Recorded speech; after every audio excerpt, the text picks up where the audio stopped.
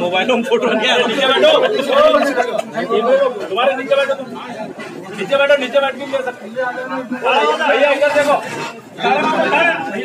भैया,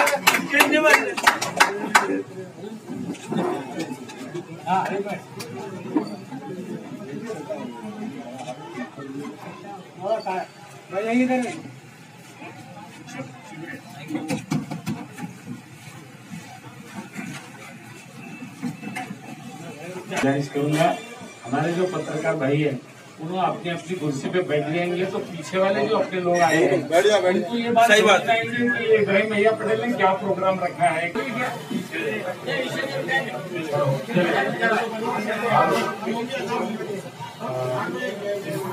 सरकार मुंबई के हमारे कल्याणकारी साहब माजी आमदार जिला कांग्रेस कमेटी के अध्यक्ष, हमारे संयोजक इब्राहिम भैया पटेल, माजी नगर सेवक, माजी विरोधी पक्ष नेता डॉक्टर जफर खान, सभी असम खान, कैसर बाबा, अली बाबा, नैन भाई और यहाँ सभी जमे हुए इब्राहिम भैया के चाहने वाले दोस्त है।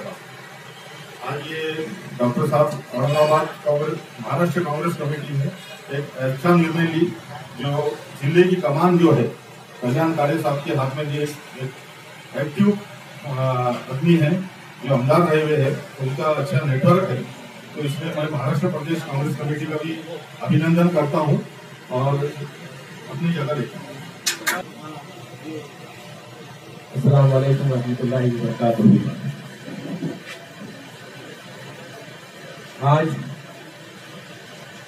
इस जलसे में मौजूद औरंगाबाद जिला कांग्रेस कमेटी के नवमंतखबा सदर जनाब डॉक्टर कल्याणकारी साहब, यहाँ पर मौजूद महानगर पालिका के को भर भर कर वोट भी दिया है और 3 बार इस इलाके से वो आमदार बोलकर विधानसभा में गए, मंत्री रहे। कि आने वाले वक्त में औरंगाबाद ग्रामीण में तो कांग्रेस का झंडा हर इलाके में नजर आएगा, उसके साथ औरंगाबाद शहर में भी नजर आएगा। आप ही के नेतृत्व में, आप ही हमारे इस संगठन के तमाम लोगों को जानते हैं। आप जैसा आने वाले ऐसा जैसा मालूम पड़ा तो जिन लोगों को इतना ही एक आप जो है तमाम लोगों को चाहती ऐसी शख्सियत है। तो इस वक्त मैं तमाम यहाँ पर जो लोग आपके इस्तेकबाल के लिए आए हैं उनका भी दिल की अमीर गहराइयों के साथ शुक्रिया अदा करता हूँ। और प्रेस वाले भी बेचारे काफ़ी वक्त से आए और हमारा तमाम इस प्रोग्राम का लाइव वो वीडियो चित्रीकरण कर रहे हैं, इसलिए मैं इनका भी शुक्रिया अदा करता हूं और उम्मीद रखता हूं कि कांग्रेस के हर प्रोग्राम में ये लोग हमारे साथ रहे और पॉजिटिव कांग्रेस का झंडा जो है हम लोग यहाँ पर वापस लाए। इतनी ही मैं अल्लाह रब्बुल इज्जत से दुआ करता हूँ और मेरे चंद कलमात यहाँ खत्म करता हूँ। जय हिंद, जय महाराष्ट्र। डॉक्टर कल्याणकारी साहब, इब्राहिम पटेल साहब, डॉक्टर जफर साहब, यूसुफ साहब, कैसर बाबा और सभी आए हुए लोगों, आज यहाँ पर इस्तेकबाल हो रहा है। इस इस्तेकबालिया प्रोग्राम में सबसे पहले तो अल्लाह हुआ कि अल्लाह इस कोविड-19 यानी कोरोना वायरस से हम तमाम को महफूज रखे, आपकी सेहत हमेशा महफूज रहे। रही मुल्क की बात तो मुल्क भी इससे जूझ रहा है। लाखों की तादाद में बीमार बढ़ते चले गए और पता नहीं ये मुसीबत कब टलेगी। साथ ही साथ हिंदुस्तान की सियासत का मिजाज भी बिगड़ा हुआ है। हिंदुस्तान में बसने वाले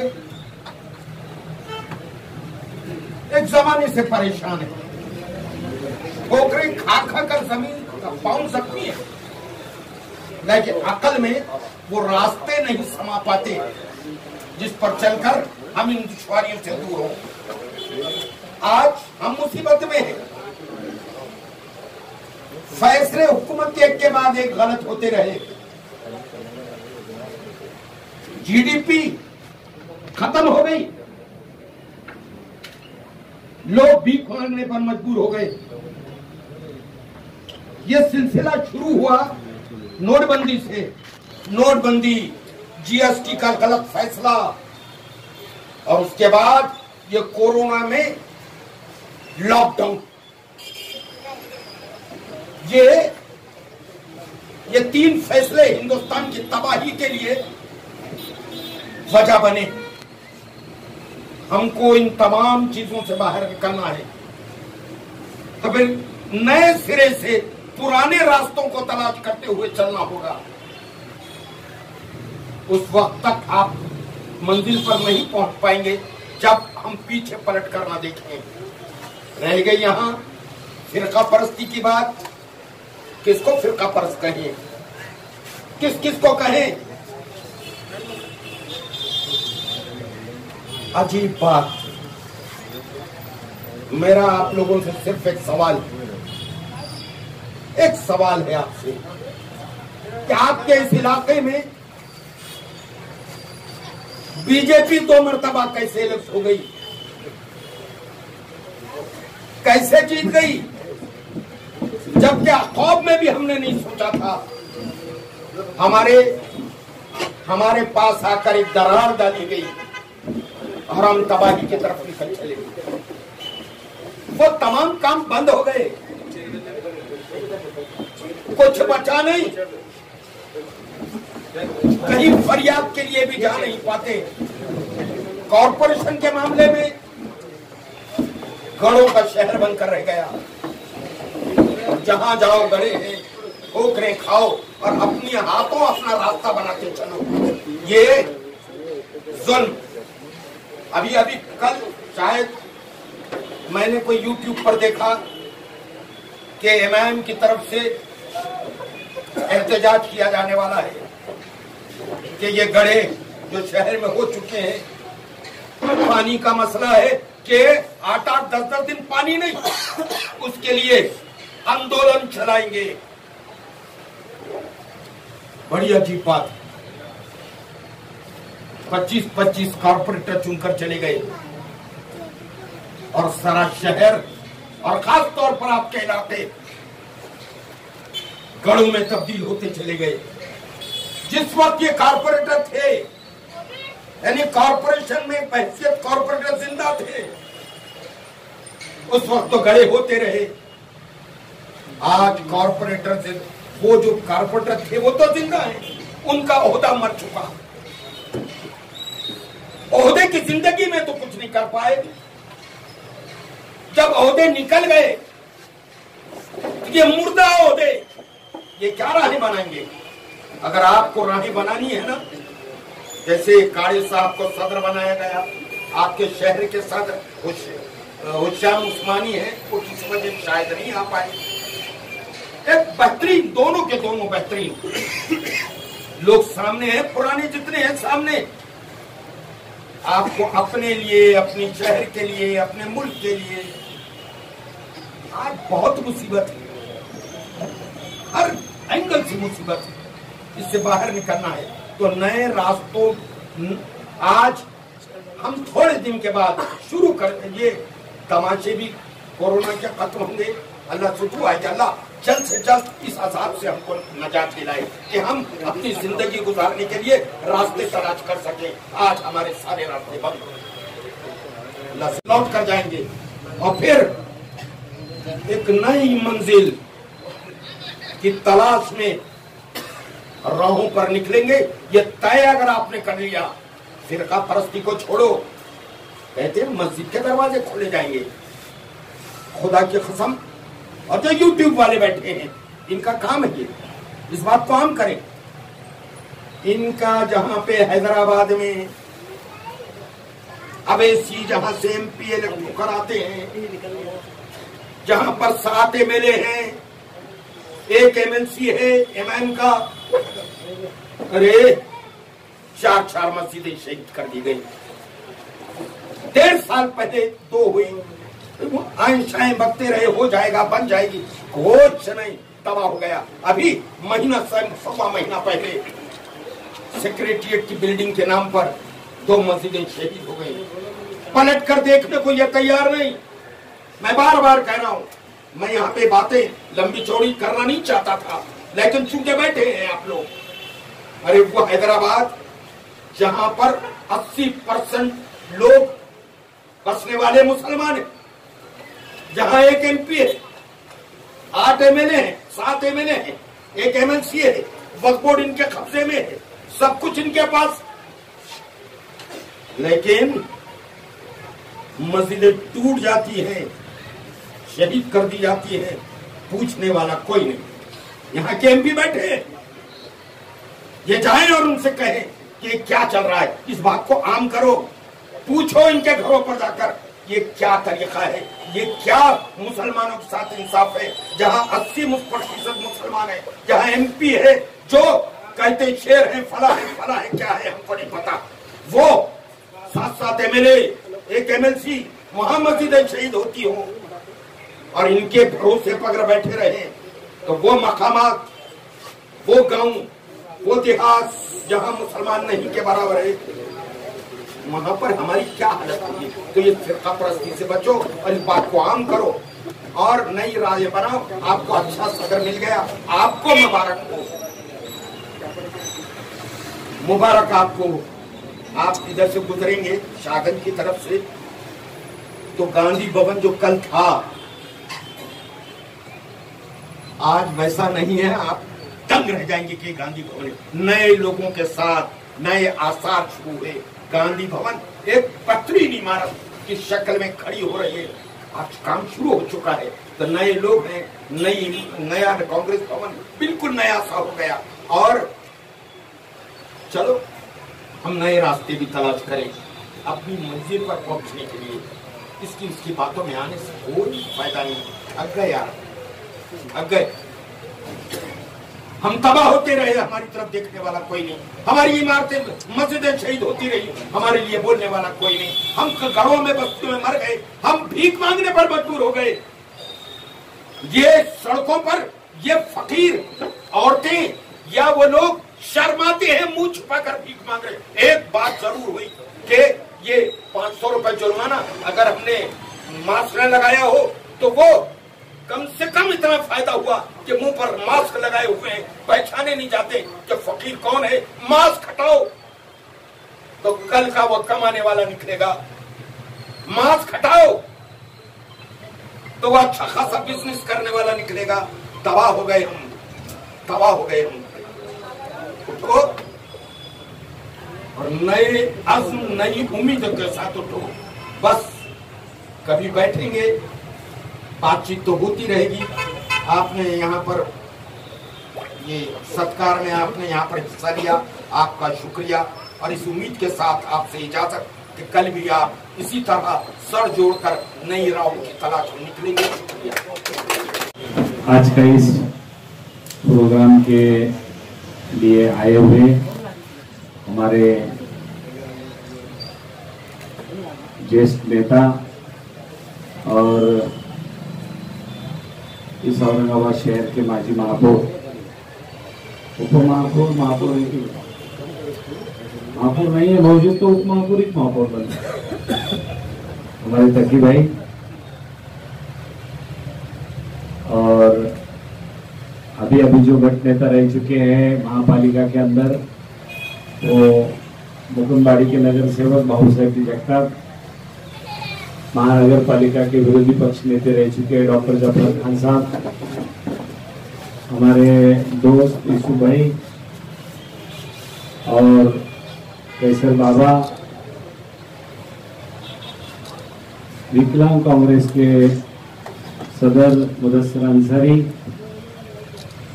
हमारे सरपंच, चेयरमैन, ये बोले कि ये औरंगाबाद शहर में किराड़ापुर में कहाँ से सरपंच और चेयरमैन आ गए, लेकिन है हमारे माहौली के, उनको पतले गौस बोलते गांव में, एक मोटे गौस थे, एक पतले गौस। तो ये पतले गौस भाई, निसार भाई जो सरपंच है हमारे पीरबाड़ी के, और ग्राम पंचायत के मेंबर है चौके के गनी मौलाना, बहुत सारे लोग जमा करे उन्होंने मेरे मतदान संघ पे भी। इब्राहिम भैया का इरादा है कि उधर से, और ये सब मजमा जमा किया और बोले कि एक कल्याण काले साहब आप मेरे ऑफिस पे आओ, आपको एक फूल लेके स्वागत करना है और आप फिर चले जाइए। यहाँ आके देखता तो काफिला बड़ा बन गया, और हमारे तक्की भाई ने बोला उस तरीके से कोरोना के गए 6 महीने जो हमारे गए, उसके बाद बहुत बातें हुई, लेकिन उसमें एक बात मैं जरूर कहूंगा, अपने औरंगाबाद के माजी खासदार रामकृष्ण बाबा पाटिल को मैं श्रद्धांजलि अर्पित करते हुए मेरे अल्फाज को शुरू करूंगा। एक अच्छे हुनर नेता जिन्होंने औरंगाबाद में खासदारगी का अच्छा काम उस टाइम किया, उनको मैं श्रद्धांजलि अर्पण करते हुए मेरे अल्फाज शुरू करूं। दोस्तों, सबसे पहले तो मैं हमारे पत्रकार साथियों को इनका शुक्रिया अदा करूंगा कि कांग्रेस के एक ग्रामीण के अध्यक्ष इब्राहिम भैया के, जिसको हम फैमिली फंक्शन बोलेंगे, ऑफिस पे सत्कार करना है और आप आ जाइए। और इतनी बड़ी तादाद में लोग इकट्ठा आए और उसके साथ में आप भी आए, तो इसका मतलब ये हुआ कि तुम बोले मंजिल, क्या बोले तुमने,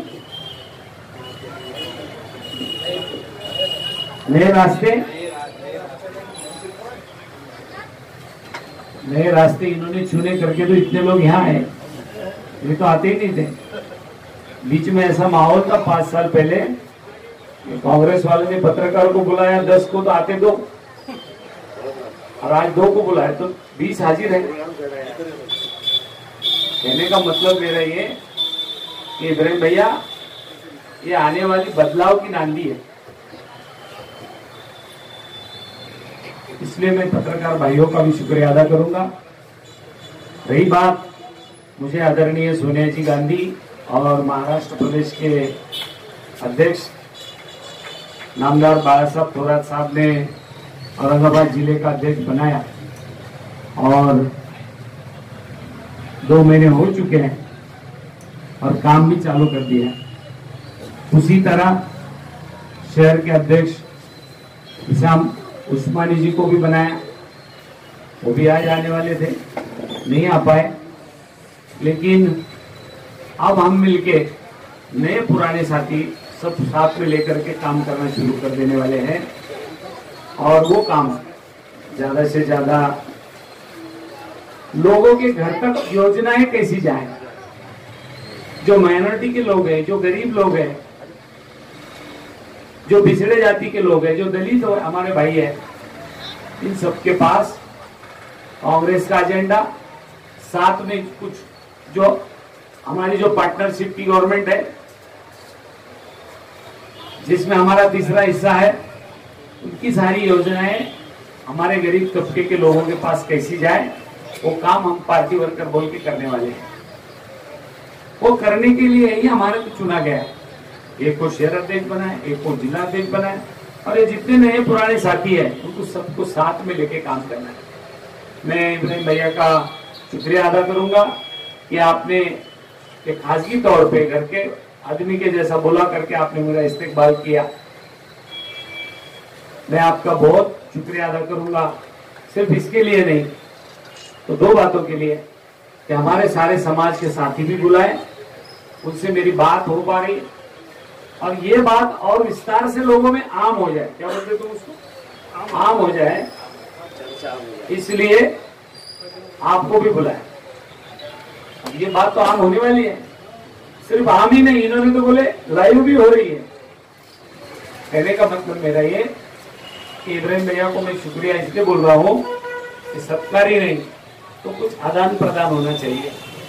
जैसा हमारे एक भाई ने बोला कि भाई आप बिल कम करने के लिए, बिल माफ करने के लिए कुछ आंदोलन कांग्रेस वाले छेड़ने वाले हैं क्या? तो उन्होंने और भी बोला फिर माफ करने वाले हैं क्या?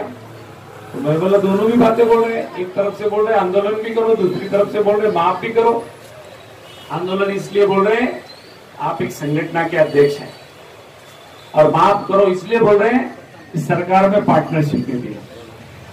आपकी दोनों भी बातें बिल्कुल सही है, लेकिन पहले आंदोलन जरूर करेंगे। क्यों? तो मैं कांग्रेस पार्टी का अध्यक्ष हूं, मैं सरकार में अध्यक्ष नहीं, सरकार का अध्यक्ष नहीं। इसलिए आंदोलन करना, ये तो हमारे देश को आजादी जब मिली, जब से कांग्रेस का रवैया रहा हमेशा आंदोलन का। सिर्फ लाइट बिल कम करो, बिजली का बिल कम करो, इसलिए सिर्फ आंदोलन करने वाली कांग्रेस नहीं है। आंदोलन करना ये कांग्रेस ने आज से नहीं करी है, आजादी से सीखा है। इसलिए वो जरूर आंदोलन भी किया जाएगा। गवर्नमेंट को हमारी डिमांड और मांग भी रखी जाएगी, और इंशाल्लाह आपकी दुआ से वो मंजूर भी हो जाएगा। उसके बारे में आपको कोई चिंता करने की बात नहीं। सबसे अहम बात यह है कि हमारे जो मसले हैं वो हल करने वाले जो नुमाइंदे हमने यहां से जमहूरियत के अंदर चुन के भेजे हैं, वो हमारे काम कर रहे हैं क्या? फिर हमारे एरिया में 9-9, 8-10 दिन पानी क्यों नहीं आ रहा है? कोरोना के अंदर हमारे तरफ देखने का रवैया ये गवर्नमेंट का क्या था? इसके बारे में हमारे नुमाइंदे ने आवाज उठाया क्या? बहुत सारी चीजें हैं बोलने जैसी। आज ये बहुत बड़ी भाषणबाजी की सभा नहीं।